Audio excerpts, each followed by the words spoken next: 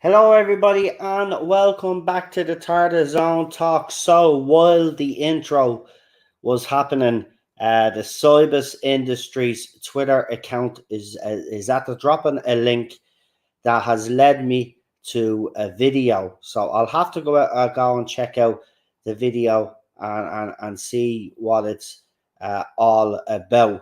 Um, I'll see if I can paraphrase. So we don't need to go into the Doctor Who fan page now because I know where it is.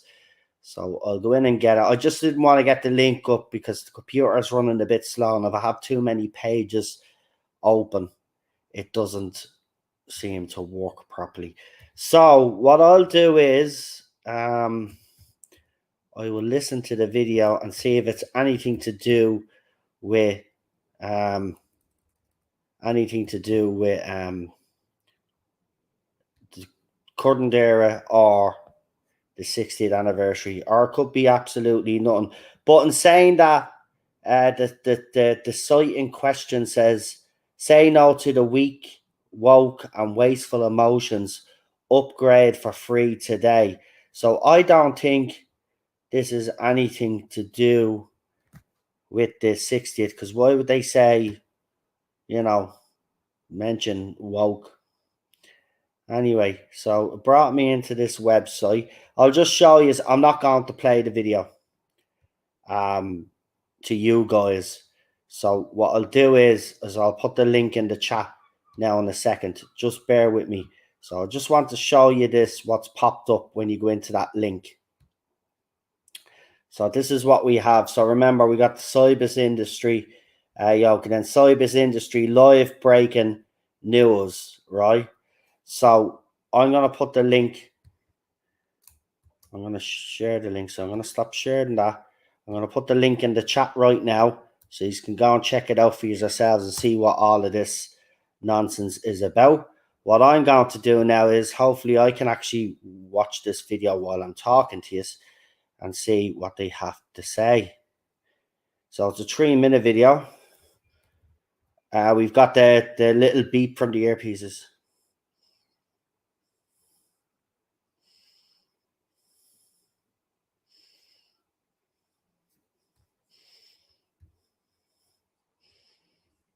Anyway.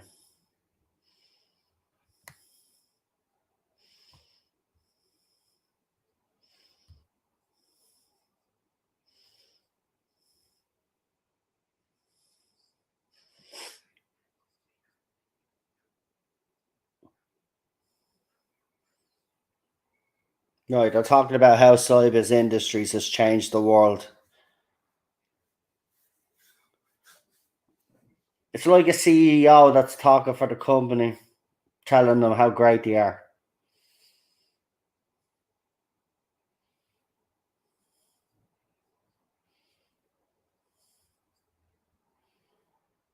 Mr. Magpie mentioned.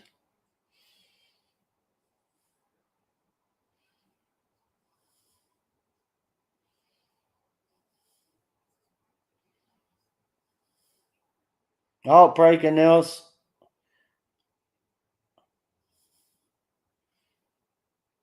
Elon Magpie has passed by. Is this a parody? So he committed suicide by jumping out the window.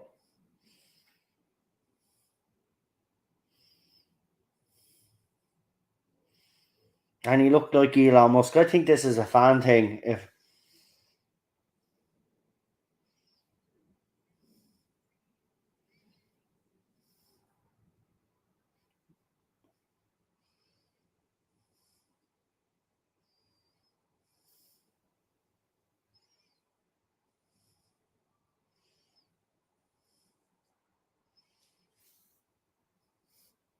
so, for over 60 years, Magpie Electricals. So there's a lot of references to Magpie in this book.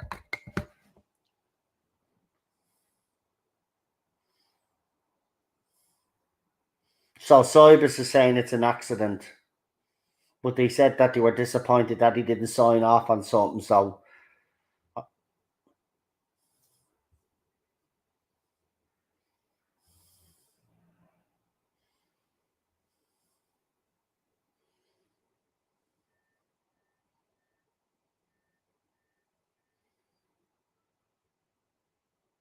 Right. I just don't know what I just watched there. Interesting. Um,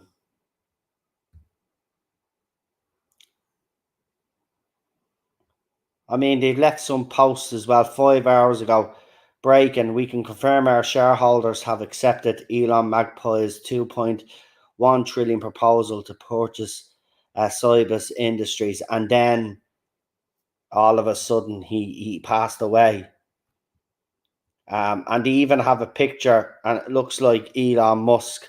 This must be a fan thing, but I'm actually surprised that the Doctor Who page is shared in something like that because you know, as I said, the bio reads, "Say no to weak, woke, and wasteful emotions. Upgrade for free today." They're following nobody. The account was set up in July of this year, and it has over 4,288 followers. So I don't know what's going on there. Now this Instagram account that the Doctor Who fan page linked, nothing has come up on that. But there is a Cyberman apparently in Japan. Elon Magpie to propose Cyber's industry buyout is on it by John. I think this might be a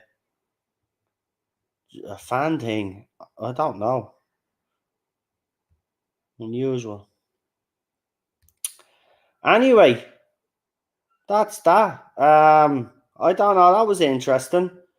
I don't. It must be some sort of parody. I don't know what that was. The script to the site isn't much, so it looks like fan made. All of that's look, fair play to the fans for drumming up the attention for it. Because it made it look like it was something. So it's not an official. It's not an official. So yeah, let's leave that there. But we do have some news regarding Matt Smith. So Matt Smith has actually he's obviously been interviewed recently, and there's a few interesting quotes. Now the rumor of Matt Smith's return, the rumors don't seem to be dying down at all. And there's more and more people convinced that he's going to show up, especially after his latest comments. I honestly will say this. I think he does regret leaving the role.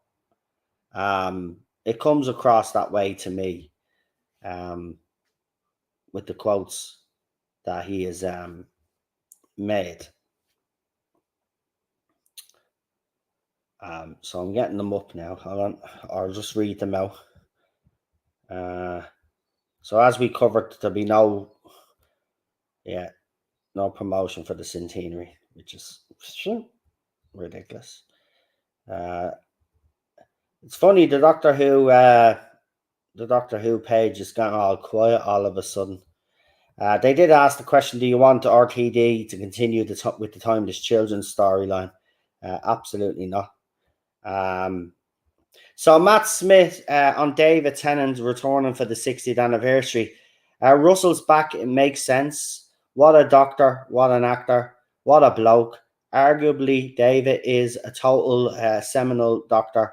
He was as popular as it gets, really, but he was so kind to me. David, in translation, he's just a good bloke. Or transition. David in the transition, he's just a good bloke. And then he followed it up with Matt Smith on potentially returning to Doctor Who under Russell T Davies, and this is what he said: maybe if it was the right script. I mean, I don't know if I got too old now.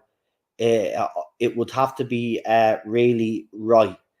Um, so again, the Matt Smith stuff is not going away. And it'll be very interesting to see if he does. I mean, look, David Tennant featured in the 50th when he was the Doctor. You know, it to me it makes sense. to bring him back. But those rumours are not going away whatsoever, and they won't go away because he's very popular, Matt Smith. But here, I want to get on to something, it's not really related to Doctor Who, but I think someone in BBC is telling porkies. And the reason why I say that is that we got recent articles from the Radio Times and all the other media saying that Doctor Who commercial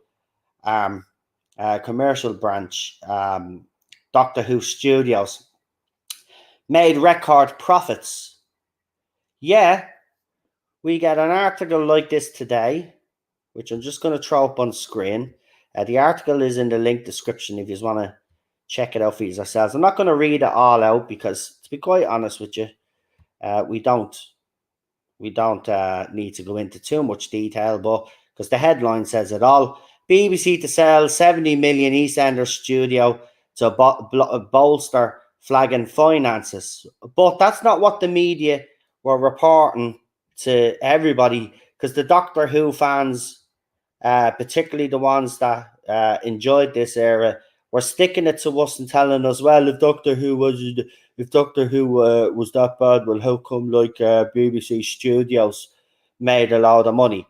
But this article seems to contradict that, because if you are making a lot of money, why would you have to sell off a brand new studio, brand new, that you built for EastEnders? Why would you need to sell it if you had record finances, because apparently everybody was buying merch and stuff like that, and because lots of people were basically saying, well, Doctor Who made BBC Studios a lot of the money, the ratings don't reflect what the fans were going out and buying and all of this. It's absolute rubbish. It's absolute rubbish. If they do indeed have to sell the EastEnders set, 70 million it cost, right? That blows away this narrative that BBC Studios made money. They didn't. And now the lies are coming to fruition. The lies are surfacing, folks, right? How can they say that they've got record sales on one hand, right? And now they're reporting that they may have to sell off an EastEnders set that they built, by the way. I think they built, that's the new one, isn't it? If I'm correct in saying. They're going to sell that off because they're in a financial situation right now. And by the way, this will have another effect as well. You'll see a lot of TV license inspectors now making a lot of visits now, because BBC will bully and harass people into giving them their license fee. The narrative is being completely blown away. It makes absolutely no sense that the reporting. Hold on, I'll see if I can actually get that article up.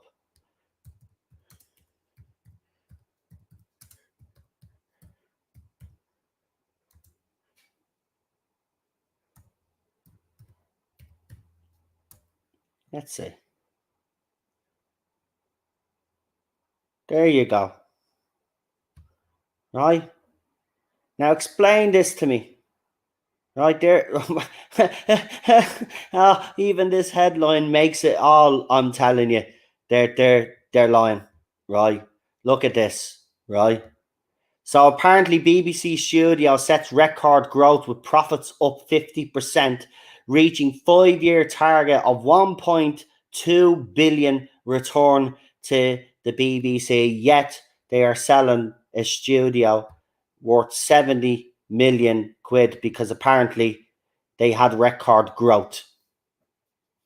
Does nobody here smell a rat? There's something not right here. It makes no sense. If you've got record amount of profits, why you'd need to be selling off your assets? Makes no sense. Makes no sense unless it's pure greed and they want to make more money, but that seems highly unlikely. It's highly unlikely. There's something seriously gone wrong at BBC Studios. And Doctor Who, Top Gear, their top shows, Eastenders, they've all been struggling over these last few years. And when you've got your top shows struggling, it's going to reflect in your financial capability. And someone somewhere is lying, because you can't make record profits of 1.2 billion and then turn around and say that you've got to sell off a 70 million pound asset. Something does not add up here. And again, as I said, these people that are writing these articles are not journalists. They're not telling the truth. They're propagandists for the BBC. You know, some of them write a lot of articles concerning the BBC, and same journalists, you know, and you know who they are, and they'll somehow spin this or try spin it, but there is no spinning this, right? The fact of the matter is that a lot of the IPs that BBC have are struggling, not just Doctor Who. Right? We could talk about Doctor Who fans. We know how bad it is. I guarantee if I got an Eastenders fan on, they'll tell me how bad that show is. But I don't need to know how bad that show is, because I actually watched a couple of episodes myself. And the acting is still good in it. The acting is not the problem. It's the fucking dialogue. They don't talk like Eastenders. They don't talk like East End of London people anymore. They've inserted this woke language into the way East End of Londoners speak, which is not the way they speak. So when you start injecting all of that into it, and then you've got Top Gun that's struggling because nobody likes the new presenters. I don't care. Jeremy Clarkson, you know, and the two other lads. Yeah, that was Top Gear, right? And you are never going to be able to replace them, no matter how hard you try. So that struggles. And then we've seen the struggles with Doctor Who. We don't have to go into them or break them down. We've been doing that for the last 5 years, right? So somewhere along the line, there's someone telling a parky somewhere. Someone's telling a parky, and they need to be called out for it. Yous are liars. Yous are telling the people out there, and to all you Doctor Who fans that were sticking it to, as yous call them, not my doctors. Oh, BBC Studios record sales thanks to Doctor Who and other IPs. It's grand. Everything is great.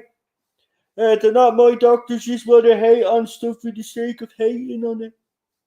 Right? Again, the lawyers are coming to the surface. Again, the media outlets that will actually report on all of this are reporting something completely different. The BBC Studios is struggling. They've got to sell the 70 million, and that probably won't be the end of it. If these IPs do not improve in the next few years, BBC are if they're not already in serious trouble, which it looks like they are, they're going to be in far worse trouble in the next couple of years' time. They're going to be in far more trouble, and they're going to have to. This license fee thing is hanging over them. Like, it has to go. They will have to change the way they do business at the BBC. And in some ways, I should laugh and be delighted at what's happening. But BBC, while it's bad right now, BBC at one time was the channel that even in Ireland people watched, because it pumped out some of the best TV. Same with ITV. They pumped out some of the best TV, family weekend, family entertainment. They were the best at it. Them and ITV over the weekend. That was the place to be, right? Best for TV, best for drama, best for comedy, right? All that's gone out the window. They're even axing shows on the BBC right now. They're trying to pinch Holly Willoughby, right? They've gotten their hands on Gladiators, apparently, BBC, and they want to do Gladiators now. What BBC are trying to do now, they're trying to, look at stuff that was popular maybe back in the day. And I don't think bringing back gladiators is a bad thing, to be quite honest with you, because you can't do anything to wokify that, you know, because gladiators is gladiators. If you're strong and badass enough, you're a gladiator. And if you're a member of the public that wants to go against them, you're the member of the public that wants to go against them. So you can't ruin gladiators. Well, you can if you don't stick to the format. But if they stick to the format and make it the way, and obviously improve the games, because some of the games would be out of date now, then you've got a good show there. But do we really trust BBC, you know, to do things right? ITV has been shit for decades. Well, it wasn't crap when I grew up as a kid. Listen, I'm not sitting here defending ITV and BBC now. When I was growing up as a kid, that was the peak of BBC and ITV, is what I'm saying, right? That was the peak for me. Now, people that are a bit older from me might see BBC as being great back then, even back then. But for me, growing up at that time, BBC and ITV were unrivaled in their family entertainment, their comedy shows, and all of that. And that cannot be denied, right? It's a fact. It's a fact. BBC One, BBC Two, ITV, and Channel 4. They were the stations we had as well, right? BBC Two showed the Westerns as well. You had, I think, was it some University Challenge or some mad game shows on BBC Two as well. ITV, you had Jeremy Beadle's About. You had Stars in Your Eyes. You had Strike It Lucky with Michael Barrymore. Yeah, you had loads of fucking Russ Abbott. You had everybody. Listen, I'll defend them there. ITV and BBC back in the day when I was growing up were great. Seriously. There was no other channels to rival, but yeah, but at the same time, the difference is that BBC and ITV back then seemed to care. They don't care now, right? But we kind of had the inclination that they actually did care back then, and they wouldn't just throw out any old shite. Now they will. They'll just throw out any old crap and hope it sticks. So, you know, BBC seem to be in really serious trouble. So again, you know, the pressure is on RTD. And this is why he must get it right. You know, like what I'm seeing for the 60th. I'm not going to lie. I love what I'm seeing for the 60th. But it'll be Series 14. Series 14 will be the series that will determine whether Doctor Who has a future or not. And let's hope he can find that magic again. I'm hearing some fans now, right? And it's not the first time, so I'm not picking on anybody in particular. But I'm hearing a lot of fans lately saying how RTD's era wasn't particularly good all of a sudden. Right? I mean, nobody was saying that when everybody was criticising this current era and they were using RTD as a reference, or they were using the classic era as a reference.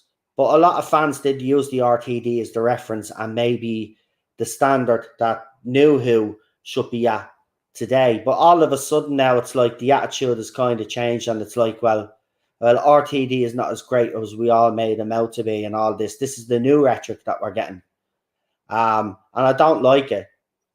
You weren't complaining at the time, right? He's actually enjoyed Doctor Who at the time. We spoke about it for years before this. Even when the Moffat era was here, everybody was still talking about RTD and the usual suspects too. But all of a sudden now, the rhetoric has changed. Oh, he wasn't that great. He wasn't that great after all. Absolute rubbish. He was great. He's just, I don't know. This fandom has just gone into a weird place now. He was great, right? And he was very progressive, but he did it properly. If that's problematic now all of a sudden, like when it wasn't back then, well then there's no pleasing you, no point of having the arguments, because it just makes you look like you are flip-flops. You weren't complaining at the time. A lot of you were giving praise to RTD, and when Chibnall was getting it wrong, he was the one, because it was New Who, you were going, well, why can't it be more like RTD? But now it's like, no, that's gone out the window now. RTD wasn't as great. And then on top of that, so they're saying RTD. So basically what they're saying is the whole of New Who era wasn't great because they didn't like Moffat either. So RTD got it wrong, Moffat got it wrong, Chibnall got it wrong. Basically, Classic Who is where it ends, and after that, it's just not Doctor Who, basically, is what I'm getting from these people now. And it's ridiculous because they were watching it and enjoying it as much as we were, and they were reviewing it and enjoying it, and they were actually spot on with their analysis. But because of the last 5 years and how fandom all over the world has become highly politicized, now all of a sudden the RTD era just wasn't up to scratch now. I just don't know what to say anymore. I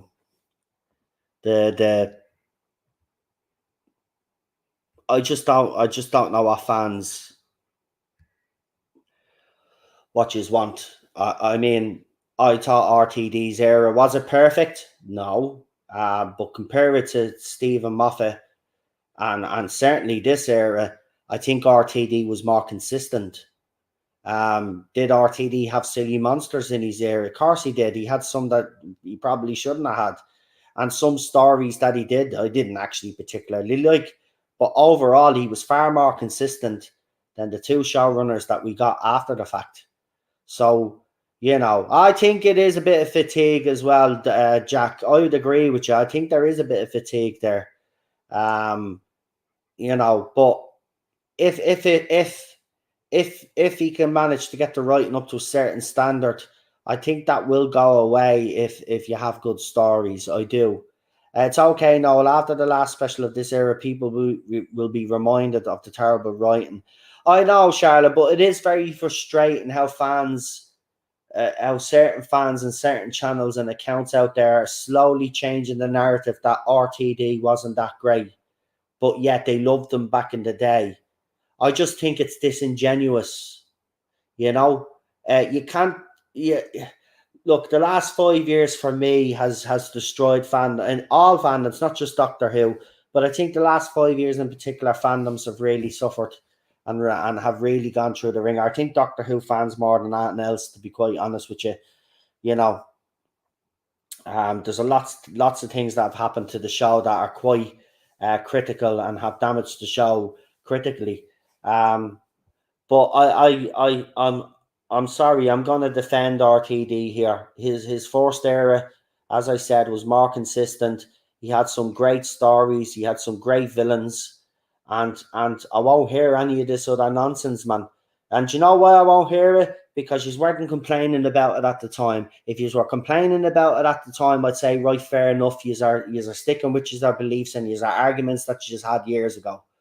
But you are literally saying the opposite to what you all said years ago. And that's what I can't stomach, is that it's disingenuous, right? The last 5 years, yes, this fandom has been battered. It's highly politicized, but there's no point of being a hypocrite, right? You liked it back then, stick to that. There was nothing wrong with the RTD era, except there was a few episodes and maybe a few characters that I didn't like or found boring. But other than that, he was consistent. And if you start lying to yourself and start saying the opposite of what you said years ago, well, then you are being disingenuous, to be quite honest with you. And I'm not. It's ridiculous. It's ridiculous, man. It's ridiculous, right? Many people considered RTD's era the golden era of New Who, right? Those very same people are the ones that are actually saying now, oh, it wasn't as great as I remember, or all of this other nonsense. And look, some people will point out, well, no, maybe years later people will change their opinion. That's fair enough, right? But I find this highly cynical because of what's happened over the last 5 years. And I think they don't trust RTD. Listen, they don't trust BBC, right? This is the thing. But we keep telling them till we're blue in the face that this is a Bad Wolf production and BBC Studios. Because BBC Studios is there, they don't trust. And I can understand it to a certain extent, but don't start changing the narrative from years ago. I just find it quite cynical. I do. I really do. I love RTD, right? You all know that. So maybe I am a bit biased because I do love that man.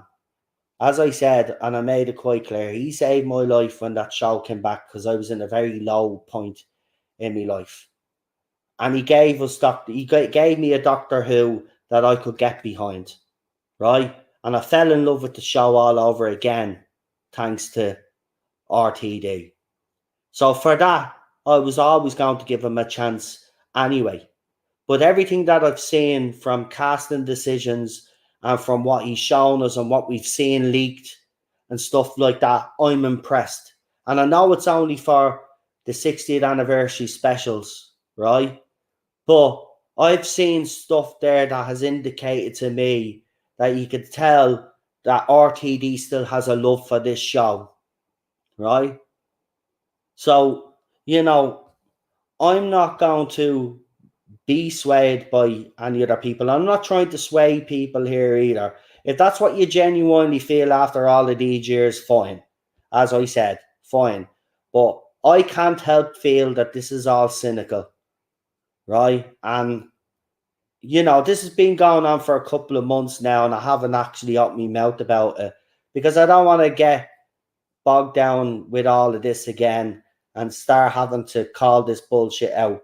It should stop anyway, but I'm going to call it out because I'm done with both sides. With both sides, quite frankly, right? Just coming out with utter rubbish these last couple of months with their rhetoric and crap, right? Yeah, nobody can just sit back and relax and see what happens, right? Both sides have to have a niggle at each other, and then both sides are being disingenuous and are being hypocrites, and it's just gone on too long. But the fandom, as Gobby said it last week, that the fandom is gone.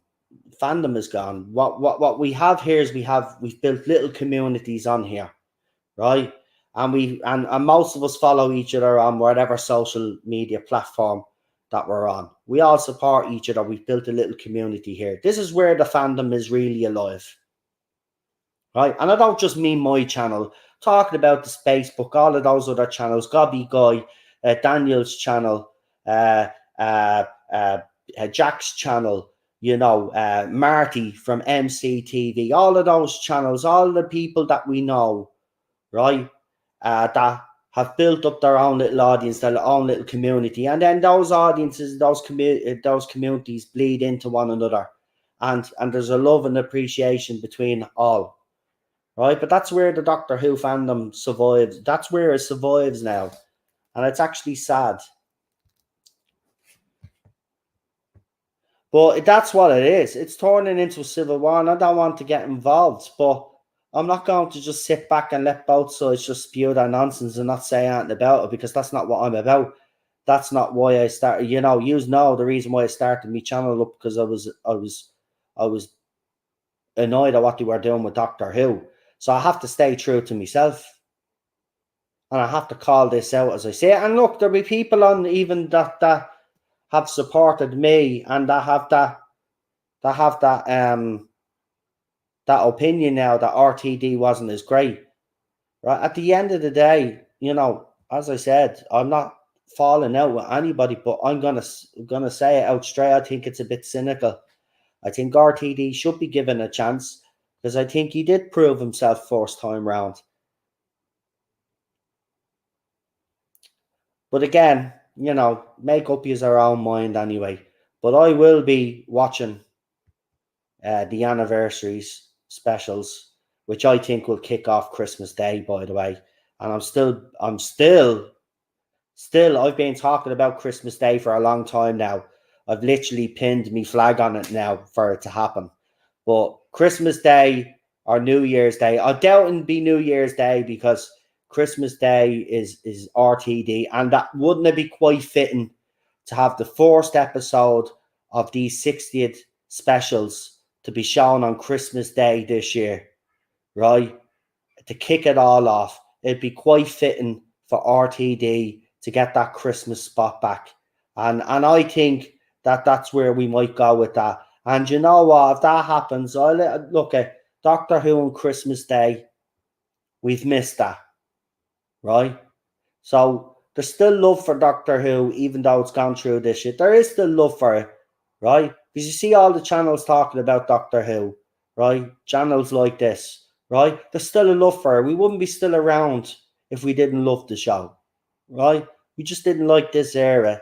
And the show does go through bad patches, but this one compared to the 80s, I think this one has had a far more, this one is going to have a far more lasting effect with the damage that it's done. Christmas Day, Easter, and the 2nd of November, I agree with you 100%. That's the way I think it will go as well. That's the way I think it will go, JWC Reviews. It's exactly what I said. Christmas Day, Easter, and then obviously the anniversary itself. So I agree 100%. That's the way I think it will be. And that's what I've been saying on this channel since last year. So I've pinned me flag on it. So let's look. That would be a fairy tale beginning as far as I'm concerned. And it'd have that emotional connection. And think about it as well. You know, we sadly lost Bernard Cribbins. And, you know, he did feature, first of all, in a Christmas special. So, again, I think that would be a fitting tribute to him as well, to have it on Christmas Day. I know you meant the 23rd of November. I don't, if we're Doctor Who fans and we don't know the anniversary of, because I seen the RD, so I knew you meant the 23rd and the 3 didn't come up. But yeah, that's when I reckon, I agree with you, JWC. I've been saying it quite a lot here. Christmas, Easter, and the anniversary. So we'll see. We'll see. Unless Shooty Series starts Christmas 2023. But I'm talking about Christmas 2022. I'm talking about this Christmas. Forget about Shooty's Series right now. We're on the 60th anniversary. I reckon that's kicking off this year, Christmas Day. First episode will drop Christmas Day. And as John said there, the second one will drop Easter, and then the third one will drop on the anniversary itself.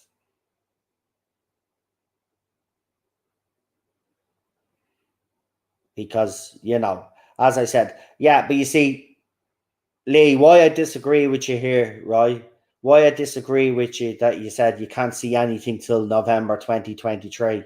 Well, they've been filming for a few months now, right? And you don't film this early if you're not planning on releasing something until next year. There's definitely something coming earlier than November 2023. Sure, they've already confirmed that it'll be multiple episodes. So it has to start before November 2023. They're not going to show, I don't think they're going to show all the episodes in November on 3 consecutive weeks until we get to the 23rd of November. That I don't see that happening. I don't see that happening. But you said I hope I'm right. Well, only time will tell. Only time will tell, won't it? I mean, I would be very disappointed if that's the fact, but they have been filming very early. And, you know, the filming, I even brought this up at the time when they did announce they were filming. I thought it was very unusual when they still had plenty of time. So that makes me believe that something is coming out this year. We'll have to see. We'll have to wait and see. All of this right now is either rumor that I've heard, obviously, or stuff that's floating about. we'll just have to wait and see. But it's the wait that's killing everybody, isn't it? But we'll see what happens. I mean, hopefully Christmas Day. Hopefully Christmas Day. It'll be I think it'll be fitting. Anyway, but look, I want to move on from Doctor Who and end with a few movie recommendations, and I'm going to explain the reason for these movie recommendations, because I'm just, again, like the Doctor Who fandom, I have seen some reviews of movies that I've actually watched myself. And again, to me, it just seems very cynical, the reviews. And I don't agree with them, I have to be honest. And the first one I'm going to start with, the first movie recommendation that I'm going to make is actually, you've probably heard about it. It's caused a little bit of controversy because there's a young female lead in the part. And of course, nowadays, if you have a young female lead, people are going to automatically think that that person is a Mary Sue, which I've seen a lot of. Unfortunately, the people that are calling this character Mary Sue have either watched the wrong movie, haven't interpreted the movie properly, or are just plain stupid. And I'm going to explain why. So the first movie I want to talk about, and my recommendation, is the movie Prey. Now, for anybody that doesn't know, it's another Predator movie. But this Predator movie is set in the Comanche, I can never say it, Native American Indian time period, right? Now, the complaints that I've heard about this movie is that a young girl was able to defeat a predator, right? Now, first of all, I will say in the second movie, just want to point out in the second movie, the original, a fat overweight cop beat a predator. But I'll tell you why the people that are criticizing Prey are wrong, right? So the main character, the main lead of this, obviously, is a female, a young female, Native American Indian, right? And she goes through a journey in this movie, and this is what I can't understand the criticism, right? Is she actually goes through this journey, and you see this journey, right? Now, at the start, she's chasing rabbits, and she looks pretty sensational, moving around, right? But when she starts to go hunt, she gets injured and all of this, right? So they show her failing, right? They show the character failing. But what the people that are criticizing Predator don't tell, or Prey don't tell you about, they say that a girl defeated a predator. Not necessarily true. If they've actually bothered to watch the movie, the predator throughout the movie, when we do see it, right, is attacked by wolves, has a fight with a bear, is bitten by a crocodile, right, is also fighting off mercenaries, right, and actually has a few clashes with the Indian tribe, right, during the movie, before the final battle.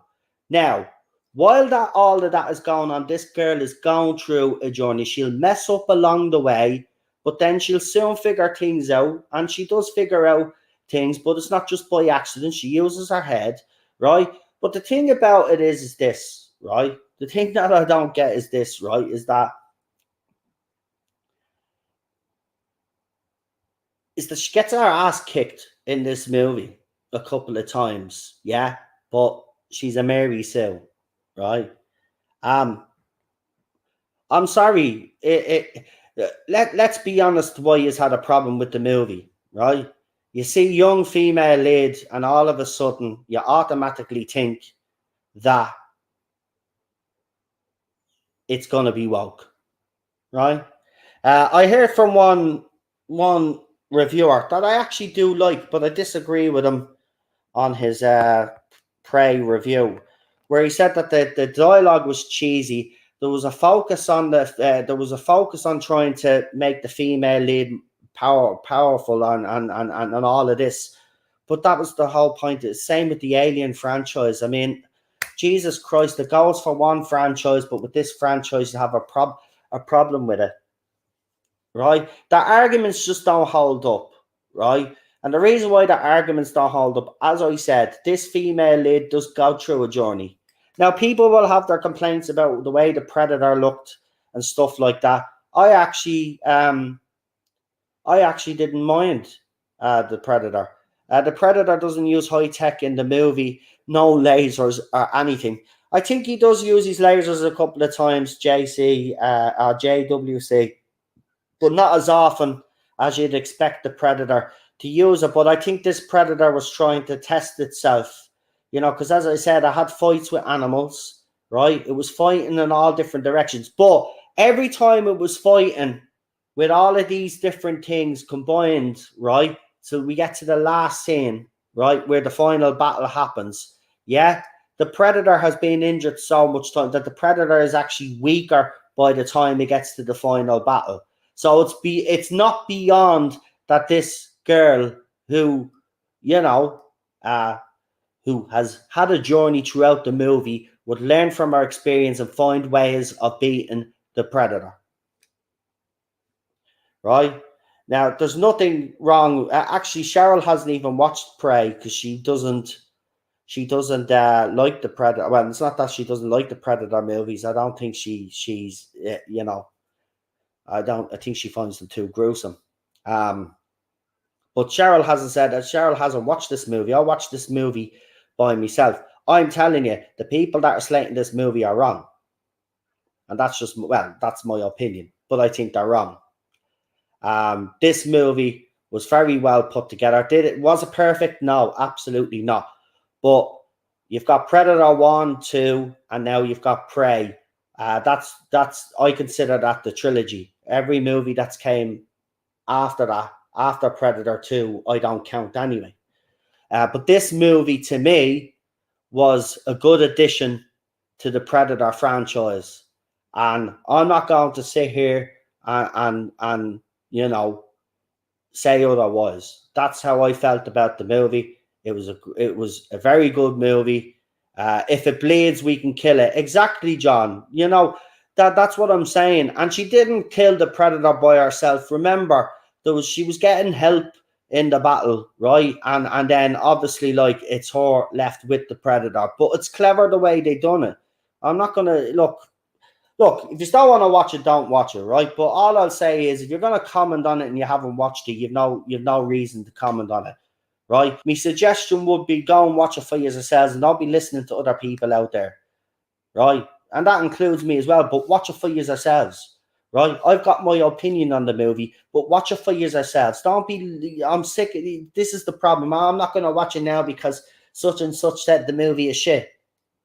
Well, you won't know until you watch it yourself.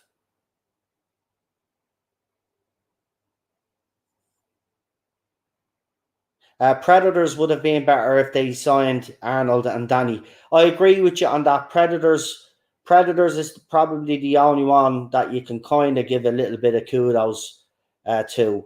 But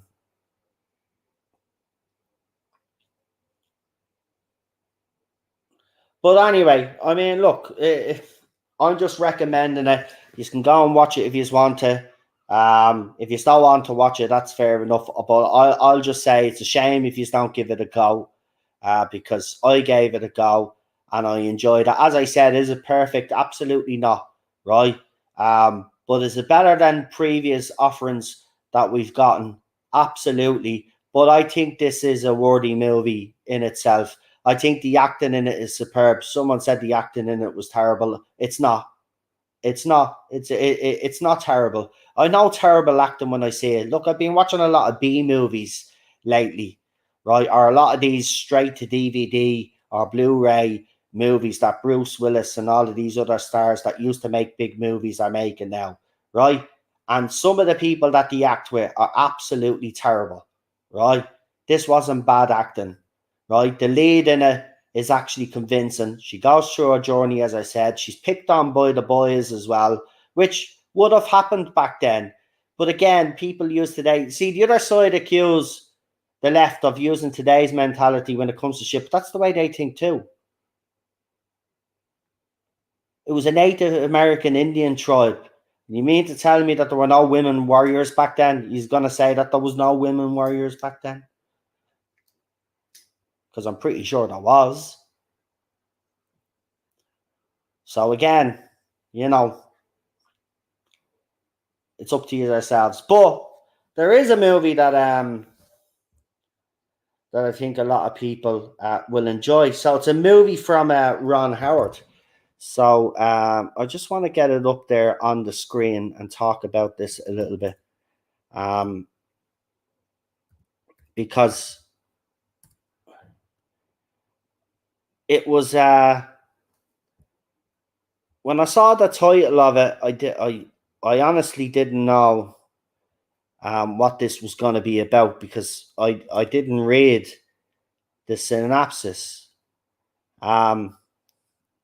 But it's this movie here, and it's directed by Ron Howard, who brings us some pretty impressive movies.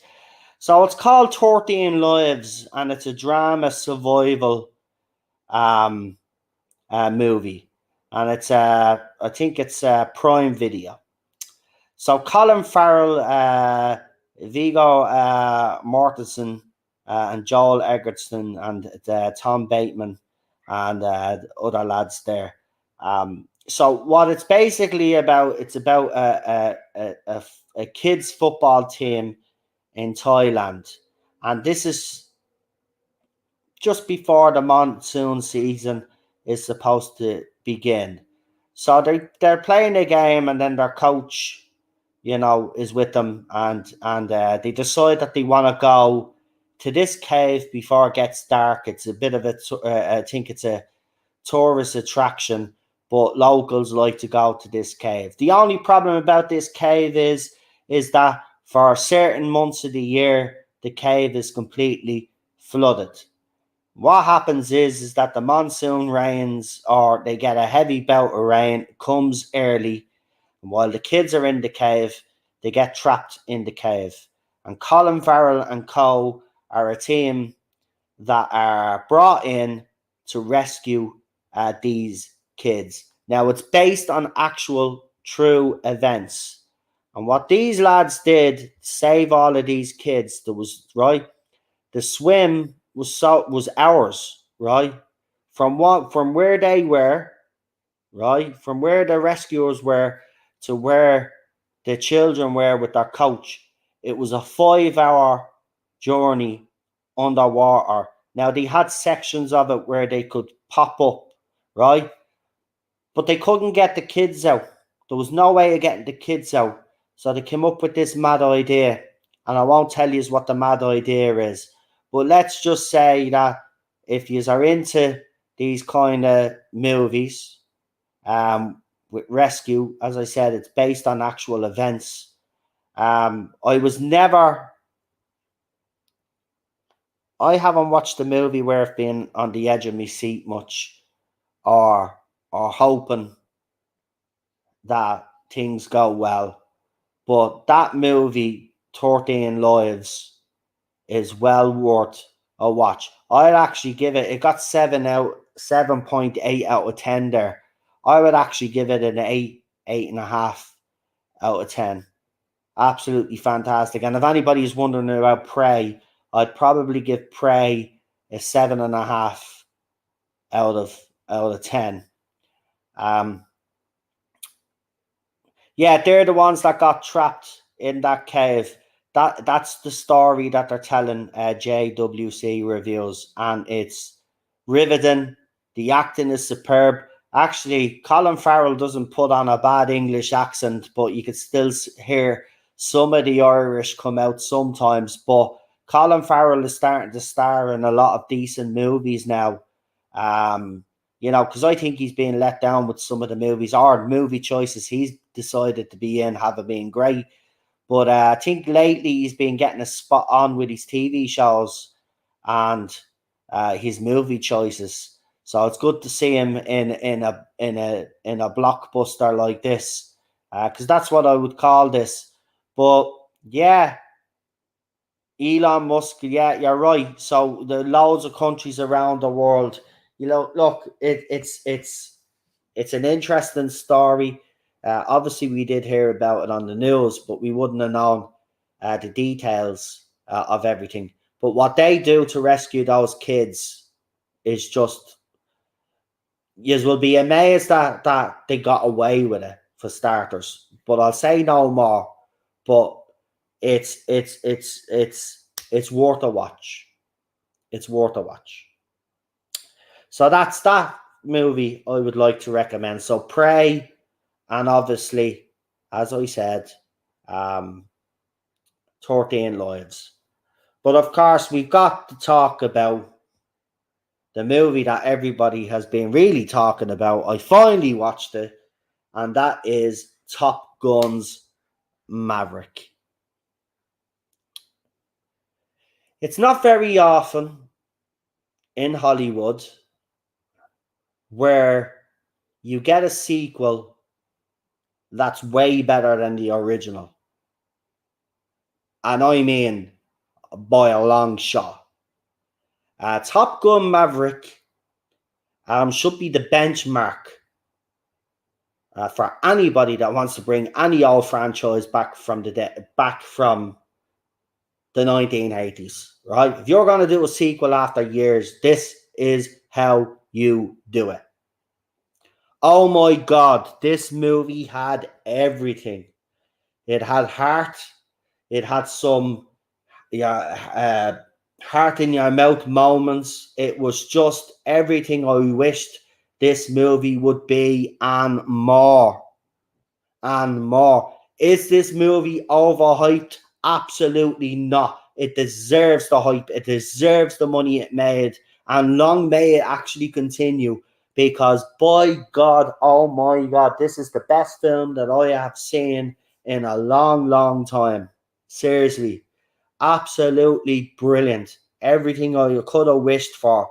And there were some moments there where I honestly thought I was going to be in absolute bits, and people will know what I'm actually talking about. If you've seen the movie, I won't spoil it, but I honestly was in bits with one moment, and then there was another moment in the movie where I nearly lost it because something happened and I thought something had happened really bad, and I'll say no more. But if you haven't watched Top Gun Maverick, right, go and watch it. Now, for some people out there, it's probably been a long time since you watched Top Gun. You don't even need to watch the first one to watch this one, because there's nice little moments in this movie as well, right? But if you want to go and watch the first one to be reminded of the first story, go ahead. But it's not necessary. But I'm going to give this movie full marks, 10 out of 10. The music, even the way it starts off, I like the little throwback to the way the movie started off. Listen, this movie was just, I just can't believe that we actually got a sequel. Because it's been a long time coming. A sequel that was actually better than the original. Wow. Just wow. That's why, look, I'm going to say this, right? As I said, you know, Tom Cruise mightn't like, so people out there mightn't like Tom Cruise's, some of Tom Cruise's beliefs and stuff like that. But when it comes to being an actor and being a movie maker, because remember, he produces a lot of these movies that he's in now. So he has a lot of creative control as well, right? I mean, to do what he does at the age that he is and still jumping out of airplanes and parachute. Did you see that video of him parachuting? He landed in a field. parachutes out of a fucking plane for his latest Mission Impossible movie.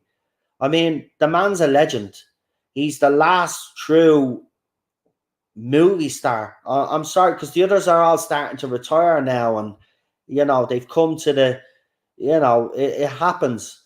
But he's still going strong. He's still making great movies. And look, Simon Pegg said it: the success of Maverick will probably have a knock-on effect on the last two.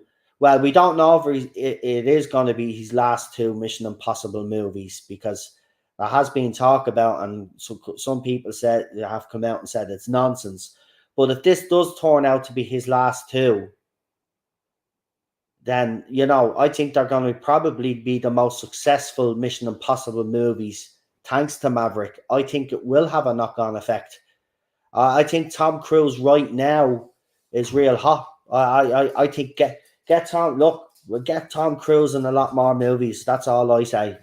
But Maverick, definitely, man, go and watch it if you haven't seen it. It's worth the wait. It's worth the watch. I'm not just saying that. This is one movie that I can blow smoke up its ass, and it's deserved.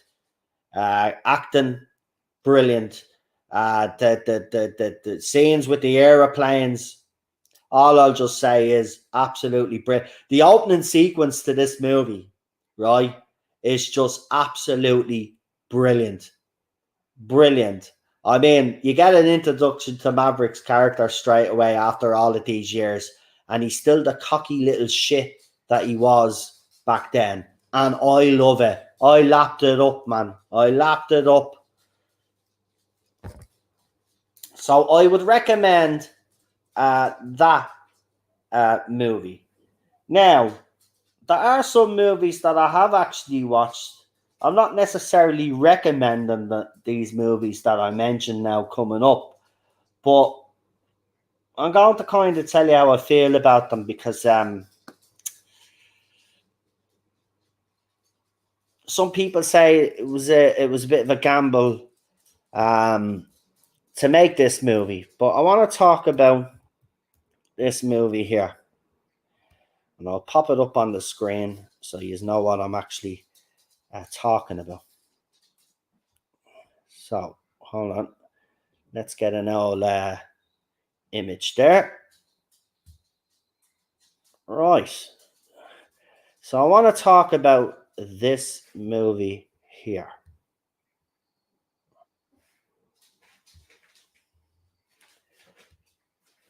Right, I think I've screen shared it. The Grey Man. Now, there's been a lot of high hopes for this movie, and as you know, in Hollywood, for some weird reason, a lot of people have high hopes for Ryan Gosling and say that he's one of the best actors out there. I will say that his performance in this movie, before I actually get deeper into the details of this movie, I will say that his performance, this role did suit him absolutely, and it's probably his best role to date, in my opinion, or his best acted role. But The Grey Man is about the CIA and them hiring hitmen, are trying to recruit hitmen from prison. So Ryan Gosling's character is in prison, and he gets approached by the CIA to become an assassin, and he becomes an assassin. And then while he's on his latest mission, he finds out that the people that he's working for are a bit dodgy, and basically then Captain America there, who played Chris Evans, he plays completely opposite the Captain America, which I think is absolutely brilliant, right? The acting in this is great. The problem is that The Grey Man's script is the worst script that I've ever came across. Some of the action scenes were a bit over the top as well, but the script, a lot was said about this script because it was the lads behind Stranger Things, wasn't it?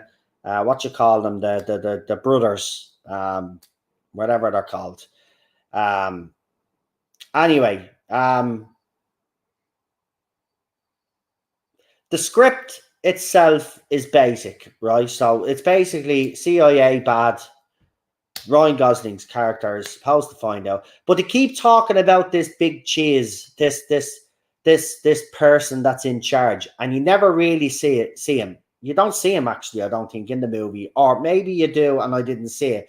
But all I will just say is this: is that like the movie just bloody ends, right? Just ends. No, even I thought there was even going to be a cut scene to indicate there might be even a second part because I was like, right, there's still loads in this script they haven't actually explained. So are we getting a second part? Are we getting the cut scene to it? So we're going to get a second part. Now, if this had been part of a, say, a 3-film franchise, the first movie, I would say, right, I can get the fact that there wasn't too much in the script because they were going to address it in the second one. But that's my problem with it. These what you call the Duffer Brothers? Is it what's the name? Is it the Duffer Brothers? Is that what they're called? The ones behind Stranger Things? Yeah. Look, Stranger Things. People are saying this season is great, which is fine, fair enough. But I actually gave up on Stranger Things after series too. Um, I just don't find them as great writers as everybody makes them out to be. Their script, if it is actually by them, hold on, I should fucking find it. There it is. There. So who wrote this bloody thing? Well, no, they didn't write because it's a novel. But I mean, who directed it? It's the Duffer Brothers, isn't it? People probably don't even know about this movie. Oh no, the Russo brothers, right? The Russo brothers, right? So it's from the Russo brothers, yeah. I don't think they're great, right? The script, as I said, there's certain things they don't explain in it. The fight scenes are impressive. Um, the part where they're on the tram is absolutely ridiculous. It's over the top. I mean, he literally jumps off the tram as a building is collapsing and lands on the bleeding bonnet of a car. Ryan Gosling's character, but he's good as a hitman. I think if he did more movies with hitmen, um, then it would probably he'd probably do well. But I have to say, very underwhelmed by the movie. There was lots of high hopes for it. A lot of people did say it was a gamble. Uh, as I said, fight scenes can't question. But it's just the script wasn't good enough. But I will say, as I said, the two main leads, Chris Evans and Ryan Gosling, were actually the interaction between the two of them. It was actually good to see. It's just the movie just didn't live up to the expectations that I was expecting it to be when I saw the trailer. Um, but I don't know. Someone said in the chat they think it is getting a sequel. Well, that's fair enough, but maybe I am expecting too much. I keep forgetting that movies like that don't normally do cutscenes. But the fact that you explained absolutely nothing in the first episode, and they literally can't spoil it. But like even the way the movie ended kind of pissed me off. So I mean, look, if you switch off your brain, this is what I said on Twitter. If you switch off your brain, right, and forget about the fact that it's got a bit of a flimsy script, and you just enjoy the actors acting and some of the scenes that they're in, you will enjoy it. But other than that, bit disappointed in it. I have to be quite honest. But yeah, the Grey Man, because everybody's talking about it. I just thought I would throw that one out there because we have recommended a few, just letting you know about that one. And I think there was another one. Hold on, I just want to go in here because I'm pretty sure there was another one I wanted to mention. I have been actually. Do you know what I did last night? I watched the Rocky trilogy last night. Yeah, yeah. So don't forget to check that one out. 13 Lives. Prey. Of course, as I said, you know, watch it for yourselves. By the way, that new movie with Kevin Bacon, the one that's caused an awful lot of controversy because the movie is called They Them. It has been released. Bullet Train has also been released. That's a movie I will be watching, but I haven't heard such great things. Some journal look, when I see a mixed bag for movies like Bullet Train, to me it was the same with The Grey Man. It indicates it's not going to be too good, but I'll give it a go because I was actually looking forward to that. But I have to check out this They Them thing with Kevin Bacon. If I'm correct, it might be a bit of a horror movie. Um, and that looks like Jennifer Connelly that was in Maverick with Tom Cruise. Let's see. Oh my God! It's that bad. It's that bad. This movie is that bad. It's from Bloomhouse Productions, by the way. So, Bloomhouse are throwing out a lot of horrors lately. Sometimes they're hit and miss, but other times they do actually create some great horror movies. But this one is so bad that it's after getting a 3. It didn't even get past a 5 rating. It got 3 stars. No, 3, a 3. Oh my God. I'm definitely going to have to check that out. Yeah, but was there? Have I actually? I think I've covered all the movies. Have I? Let's see. I just wanna, because I have them here in front of me, so I'll know now. Did I miss that? I did not. I did not. No, no, no, no, no, no. So the movies that I have coming up, just to let you know. So because what I'm going to do is I'm going to do streams like this as well now. Because uh, I think it's important that there's other opinions out there than the ones that are dominating. Oh yeah, I do want to talk about the black phone. It's another Bloomhouse another Bloomhouse production, if I'm correct. So yeah, this stars Ethan Hawke, and this was billed as it got a 7. It is Bloomhouse Productions in conjunction with Universal. Um, Now, this movie has been hailed, and they actually said the same about what was it? They actually said the same about another movie. And when I hear them say it about movies like this, then I know they're talking out their ass. But I want to talk about the Black Phone because I watched it with Cheryl. Um, the right, here's this thing. Again, the script is dumb, right? Because right, so we got this guy, right?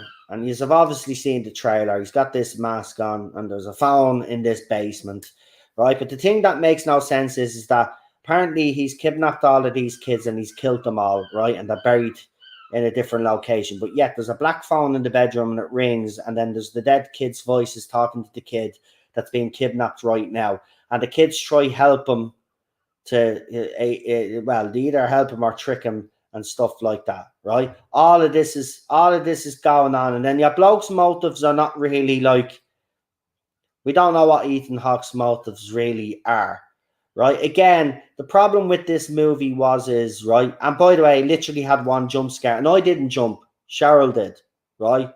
But there was one jump scare in this whole movie, and this is being hailed as one of the best horror movies that they've made in years. It was absolutely boring as shit. Sinister was better.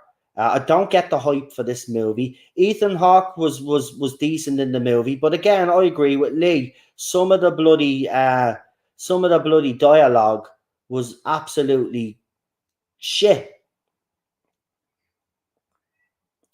Um, it just again, I had high hopes for this movie, and I have to say I was very disappointed with it. Very disappointed. Two movies that I did like was the Quiet Place franchise. I finally got around to watching them, but again, I'm sick of all of these journalists saying, "Oh, the Quiet Place is one of the greatest horrors that we've had in years, or the greatest horror in years." I don't class the Quiet Place as a horror. It's more like a alien movie or a sci-fi. It's definitely not a horror movie, right? Just because they have to stay quiet because these creatures and they rip you apart. It's not a horror. It's a sci-fi, and I'm sick of them calling it because it's not frightening whatsoever, right? Horrors are supposed to scare the shit out of you. They haven't made a horror in about 30 years, maybe, or I haven't seen a horror in maybe 30 years that scared the shit out of me. It's either because my parents let me watch horror movies when I grew up and I'm immune, but when I hear the tagline, the greatest horror in years, the first thing I think of is well, it's not, because yous are always wrong. And most of these things that you call horrors aren't horrors. I think people that write that write reviews for movies and stuff like this. I mean, if that kind of shit scares you, well then, I mean, you want to toughen up a little bit, because that's not scary. It's not scary. So yeah, the Black Phone, disappointed with. The Quiet Place franchise, I'm actually liking. I'm actually liking. I didn't think I would like it, but I really enjoyed it, and I can't wait for the next part. There is another part coming out, and I can't wait to see it. It was something that really did surprise me, and I really did enjoy. Um, so yeah, so we'll see. We'll see what happens with that one. But as I said, yeah, so the movies that I'm going to be watching over the next couple of weeks or nights will be, of course, Bullet Train. I am going to check that They Them movie out. I have to. It got a 3. I have to check it out, man. I have to see how bad it is.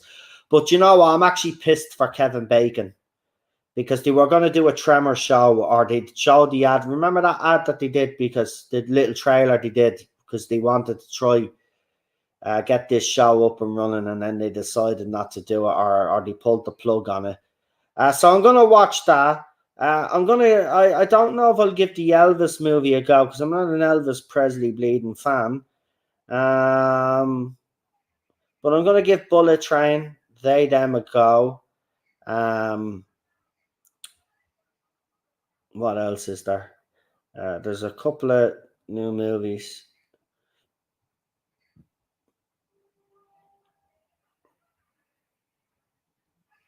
Oh yeah, I want to check out that one as well. There's one called The Innocents, which looks very, very interesting, actually. So I'm gonna check that one out as well.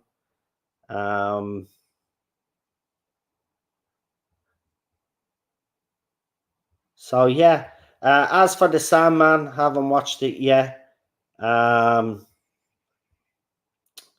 I've heard a mixed reaction for that show. So you know, it's always interesting when you get a mixed reaction for a TV show.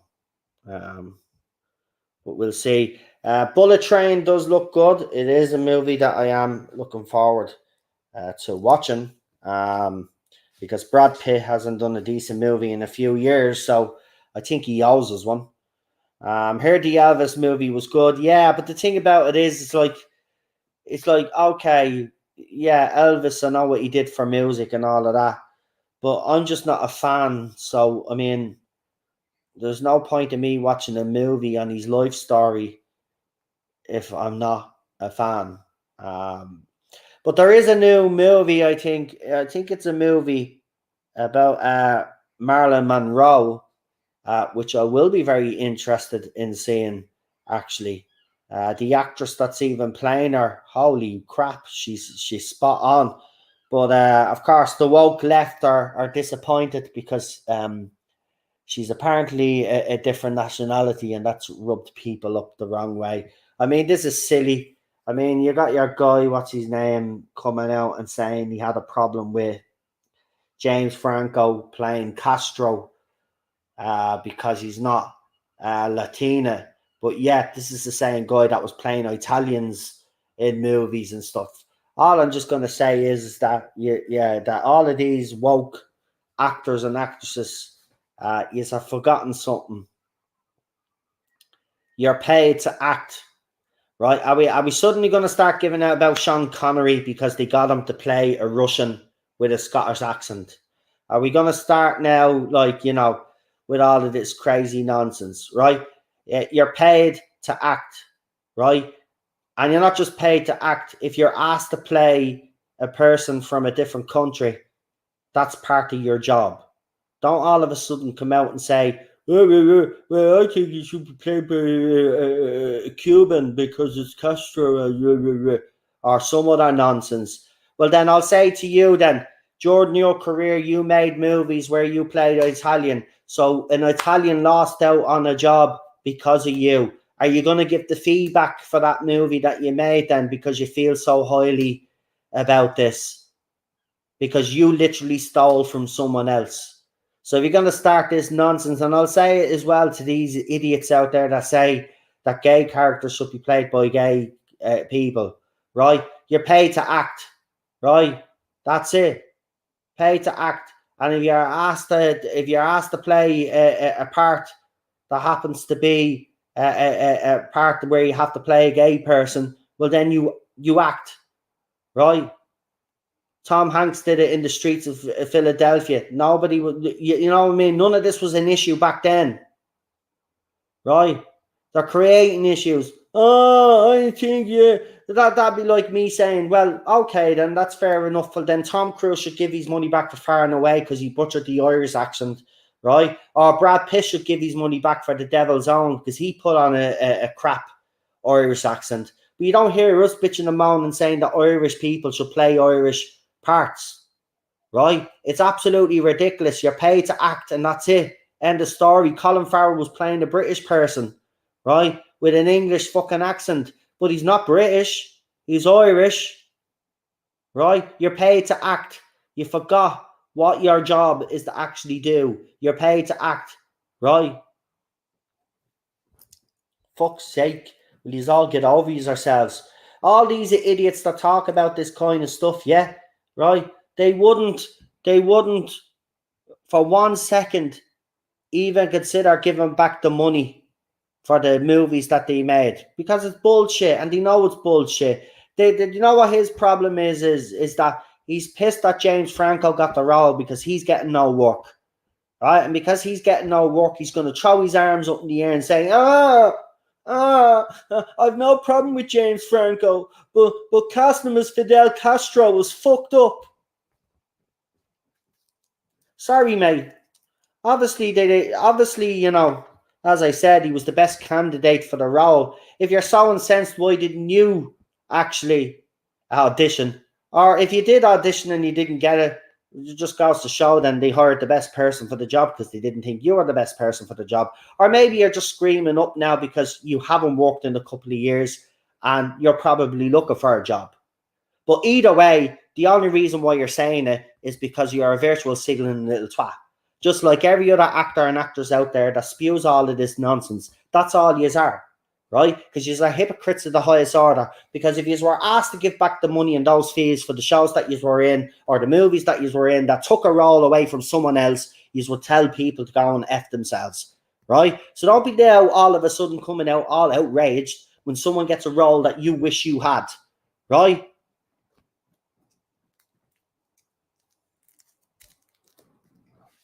Exactly, Lee. Exactly. Wasn't Fidel Castro a murder maniac dictator? Why the rush for representation in that role? Exactly, mate. It's all virtual signaling and bullshit, right? And the sooner that it's called out, the better. And it has to be kept called out because it is. It's bullshit. None of these people that, as I said, when they play different nationalities in movies that they were in.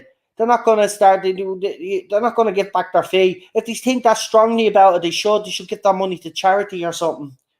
You know, if you all feel that bad about taking roles away from Italians, or taking roles away from Irish people, or taking roles away from any other nationality, or gender, or skin colour, if you all feel that bad about it, charity should be making a killing right now.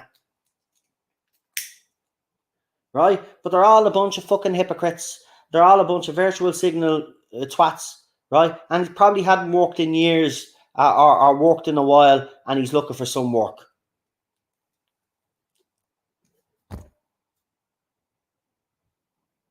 Anyway, we got a couple of members in the chat. Just want to call them out. And thanks everybody for commenting right now at the moment.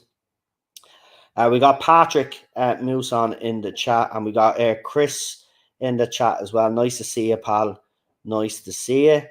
And I don't think there's any other members there. If there is, you know what to do. Just give an old comment there. And then, yeah, obviously, yeah. You shouldn't have got me going on that one. But just to wrap up this nonsense, right?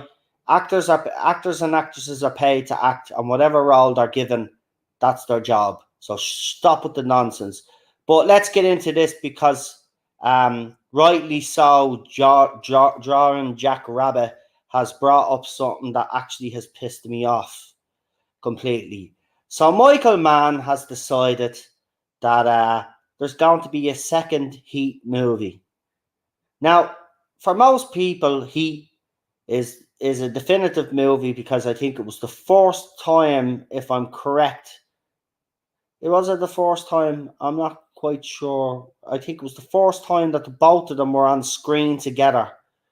Al Pacino and Robert De Niro.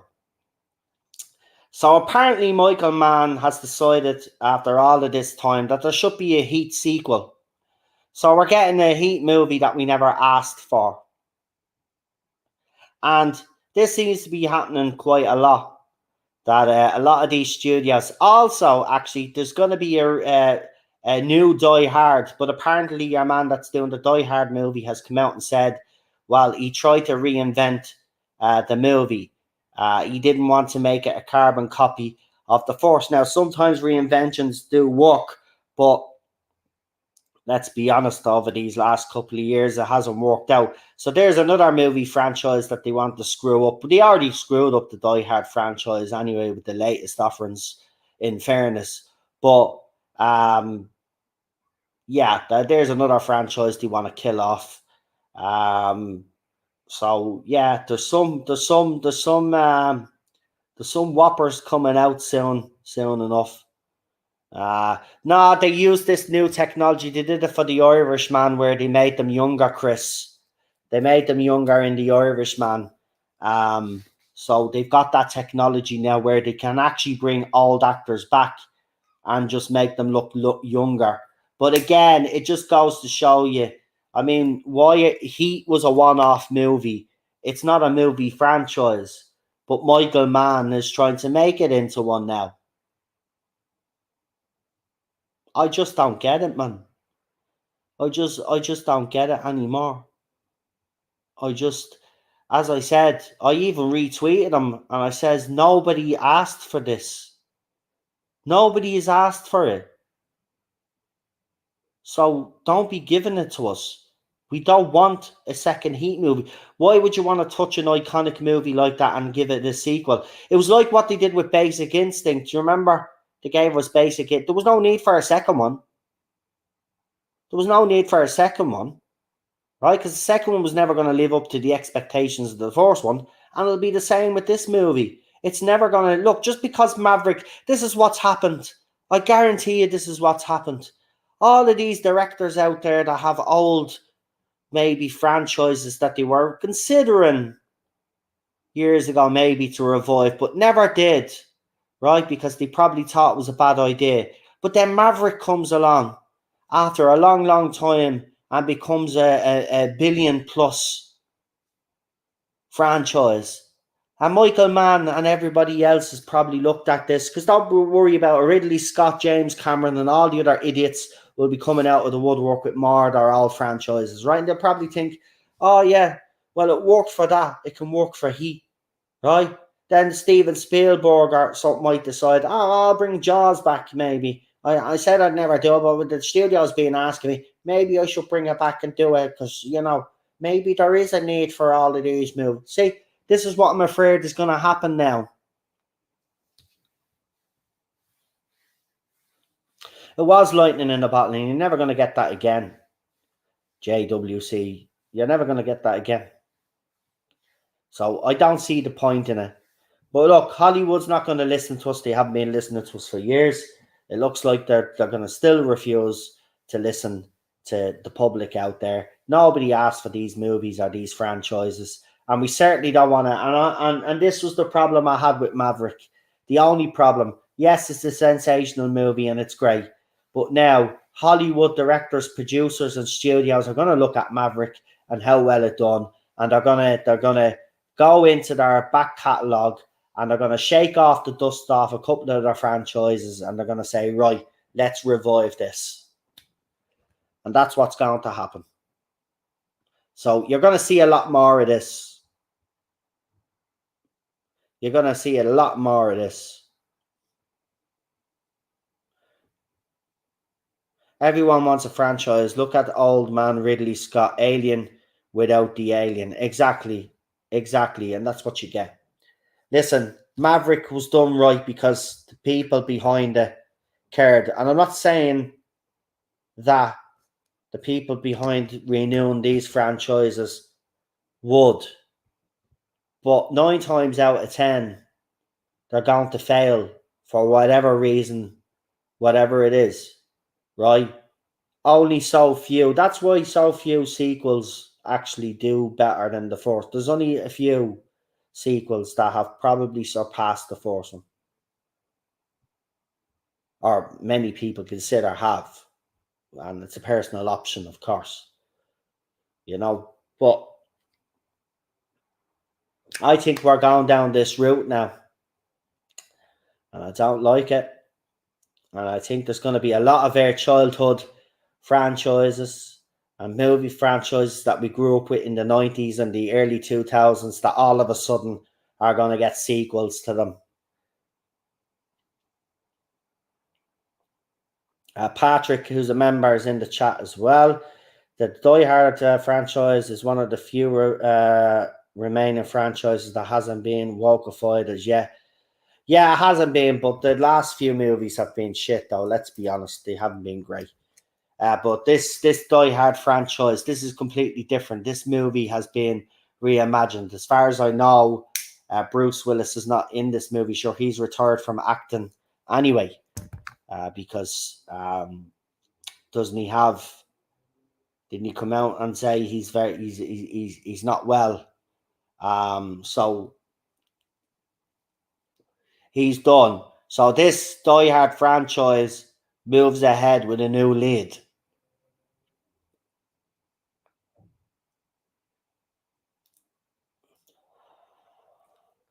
Marty the Shark still looks fake. Listen, the thing about it is Jaws works because you don't see Jaws until really near the end, the final few acts of the movie. It was very well done. It was very suspenseful. Could he recapture that again? And, you know, with the practical effects that they have today, I'm pretty sure they'd be able to build a Jaws that looked real enough. But it'd have to be practical. I don't want any of that CGI nonsense. It would have to be practical. But again, you know, Jaws shouldn't have had a franchise, in my opinion. That was always a one-off movie, but they capitalized on the popularity, and we got the second Jaws 2. And then it just got ridiculous from then on, but we won't get into the other movies. But there's certain movie franchises that shouldn't even exist. It should have been one-off movies, like so. Of course, Ridley Scott has passed it, but you know, you can't tell these old lads that they're past it. they're going to keep working until the day that they die, because that's what they do, you know. But yeah. But look, Hollywood, movies in general, TV shows in general, it's right now it's a bit of a rocky patch, rocky situation. But we'll see what happens. But they better not go down this route. But I've got a horrible feeling that's exactly what they will do. But let me know. Obviously, some of you in the live chat have already been given your opinion and stuff like that. And I've read some of them out. Let's see if there's any more before we finish it up. But after this stream goes up, if you want to leave a comment and leave a comment on the last stream as well, go ahead. But that Soybeans industry thing looks like a fan thing, so it wasn't that an official. Sounds as bad as the new Ivan Drago spin-off movie, which had Stallone lose his nut the other day. Yeah, but apparently now Cheryl has filled me in. But apparently, what's his name that plays Drago? Dolph Lundgren, wherever you're bleeding called. He's actually, apparently, he's come out publicly to say that he thought Sylvester Stallone had signed off on it. So, and apparently nobody has publicly challenged them on that, i.e. people behind the movie. So people are starting to believe that maybe he was actually tricked. But I do find the whole situation hard to swallow. I have been watching the Rocky franchise, as I said. I mean, these are Sylvester Stallone characters. And, you know, the cheek of them to think, you know, who asked for Drago spin-off anyway? Don't get me wrong. It'd probably be very good. But to not let Sylvester Stallone know, or not let him be part of it, and to kind of push him out of the Creed franchise, which we've seen, I think it's a disgrace. You know, we wouldn't have any of these characters if it wasn't for Sylvester Stallone. So again, Hollywood are just showing their true colors. You know, doesn't matter how long you've been working in the industry or you have some properties that are close to your heart. If a Hollywood can exploit it to make cash, that's exactly what they'll do. It's sad. It's sad. Everyone wants a franchise. That's exactly what it is, mate. And they're making so many of them, they're hoping one of them sticks. But it's the wrong way to do things. Is there no creativity left in the whole industry? Asks Jack. No, I don't think so. Well, actually, no, I'll rephrase that. There is, but they're not giving those talented people the jobs. They're giving the people that follow a certain ideology and have certain beliefs the jobs. Basically, what they do in casting, they don't give the best people the roles. So that's the bottom line. I'd watch the Drago spin-off if Sly signed off on it. Yes, so would I. So would I. But look, you know, no matter what you think of Sylvester Stallone, I mean, he's brought us some of the most iconic franchises, and Rocky is one of them. And I'd even put Rambo in there as well. I mean, the Expendables franchise is fun. I do like that. This guy has dedicated his life to Hollywood. Remember, he didn't necessarily make it straight away. He had a lot of rejection before he got to where he got, but he worked hard. He created a character which is a pop culture icon. He deserves it. He deserves respect, but they don't respect him.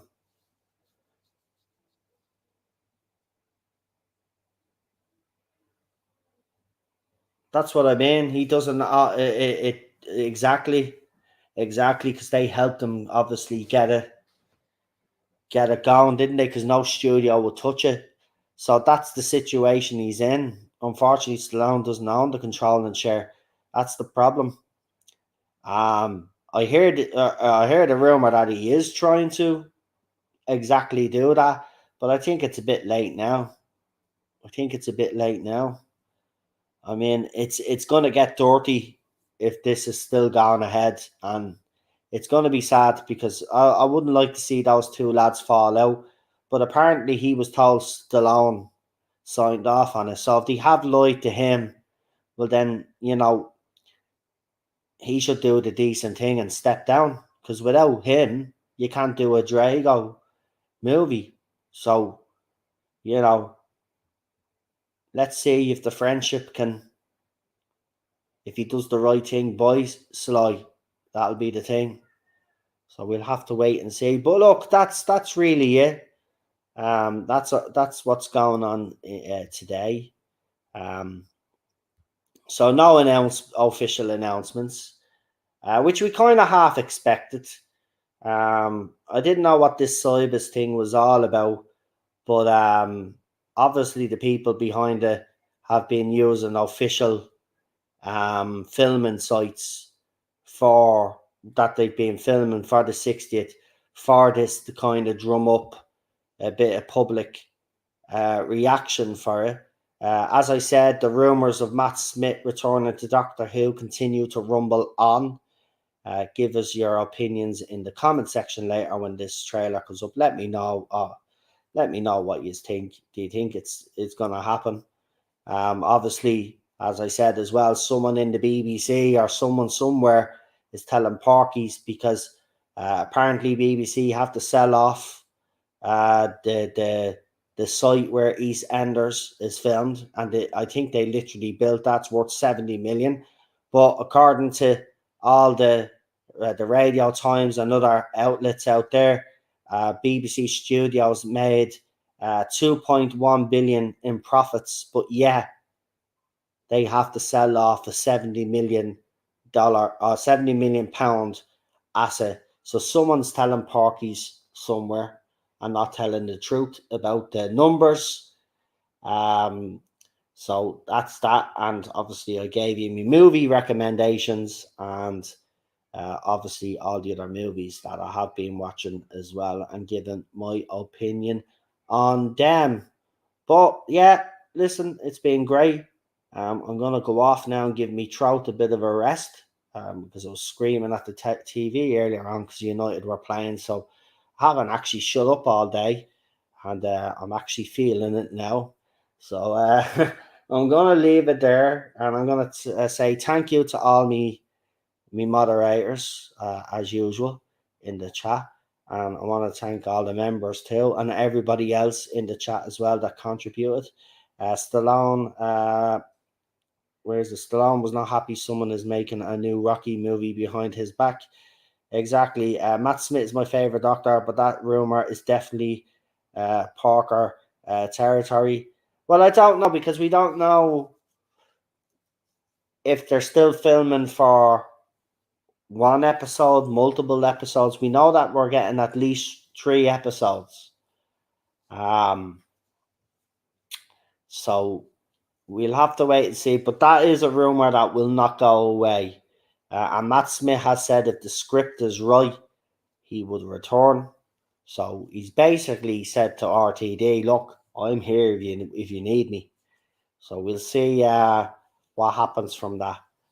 Chris says, have a great rest of your weekend, everybody. And I would agree with that sentiment too. Enjoy the rest of your weekend. And I want to thank you all for tuning in with me this evening. Obviously, and unfortunately, we didn't get any official announcements. But the fact that BBC have missed the deadline to promote the centenary in the last stream that we did, absolute joke. So check that one out as well if you haven't. There's 2 streams up there at the moment. And also, before we go, obviously we got the movie poll on Twitter right now, and I'll just tell you so far where we are on that Twitter poll. So this is for the movie zone on Friday, and the 4 movie choices. I've put the trailer. I've got all the trailers up on the channels on one big video. Go and check it out. You will see the movie choices. You probably haven't seen the trailer in a long time. Check them out.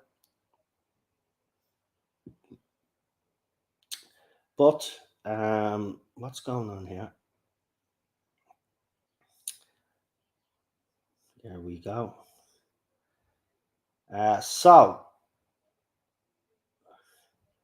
the four movies are Die Hard, Beverly Hills Cop, Mrs. Doubtfire, and Beetlejuice. So in last place right now with and there's 76 votes in this poll. So this poll has already had more votes than last week.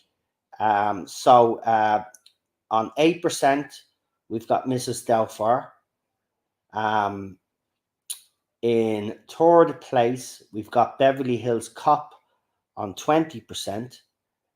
Beetlejuice is on 22% in second place, but leading the poll here with a massive 50% right now at the moment is Die Hard. So if you haven't voted in the Twitter poll, I'll actually hold on. We'll get if one of my mods actually could throw that in for me, that would be absolutely fantastic. I just don't have it here right now. But if you could throw that poll in, if you haven't voted, please do. As I said, the 76 votes right now. So if you want to influence the poll, go and get voting. But right now, it looks like, and normally when a movie takes the lead, it normally stays in the lead. So it's more than likely, unless there's a final push, and we've got 3 days left, 3 days and 22 hours left. So just under 4 days to go to change that vote. Can't watch Die Hard now. It's not Christmas. We can watch it now and Christmas. Jesus.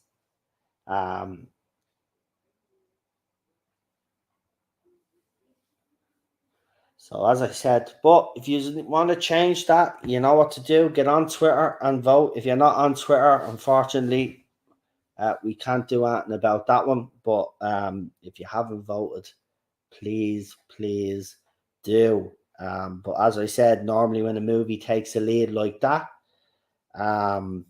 it normally is the result. No sense of tradition. Well, look, I put the movie there along with 3 other movies. Don't blame me. Blame the people that voted. Blame the people that voted. So if you haven't voted, if you haven't retweeted it and encouraged your own followers to vote, well, then you're not going to be able to change the vote. So retweet it. Because we got 8 retweets and 2 quoted retweets now. So retweet away, encourage your followers, as I said, to vote. And if there's a particular movie that you'd like them to vote in, I have no problem with just telling you our followers to pick a particular movie. So go ahead and get that done. As I said, we will be starting up those member interviews again next week, and we will have our RTD streams as well. We've got Doctor Who there, and we've got New Who coming back as well. We have to do that, so we've got plenty going on, and there'll be plenty of more stuff. Retweet, he says to me. I know you can't retweet, but I mean, look, as I said, if you're not on Twitter, unfortunately, then obviously you won't be able to vote. But I'm pretty sure. Look, we'll see how it changes. Beverly Hills Cop and Beetlejuice are not too far. Are not too far off. I say a few votes here and there might change it a little bit. So there you go. I voted Die Hard just to piss Lee off, says Mark. Yeah, in fairness, I don't mind which movie we watch.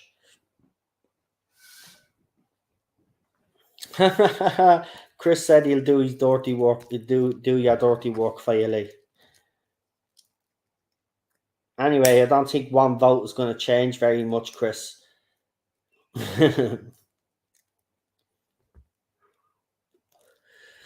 Anyway, we will leave it there. But look, I just want to thank you all for joining me again. I know there wasn't much of a break between the two streams, but thank you again for tuning in. And as I said, get retweeting on that poll and get voting. And yeah, but as I said, I think it's going to be, I think it's shoed in for Die Hard. For me personally, I picked all four because, well, I didn't pick all four, but I had a hand in at least two.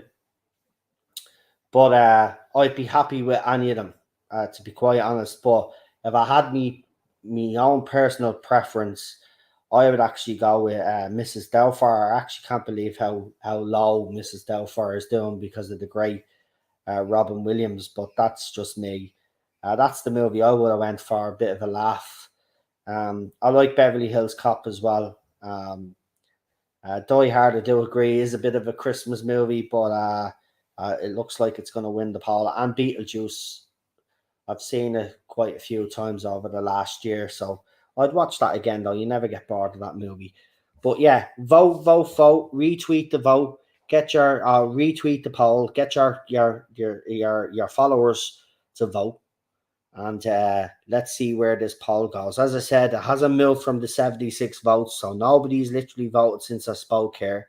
So get voting. Right, we're going to leave it there. I'm going to say goodnight. Enjoy the rest of what's left of your weekend. And we'll see us for the new week. And yeah, stay safe. Look after yourselves. And we shall talk to yous very, very soon. Good night, folks. Stay safe. Look after yourselves. And thank you once again for tuning in. We'll see you soon.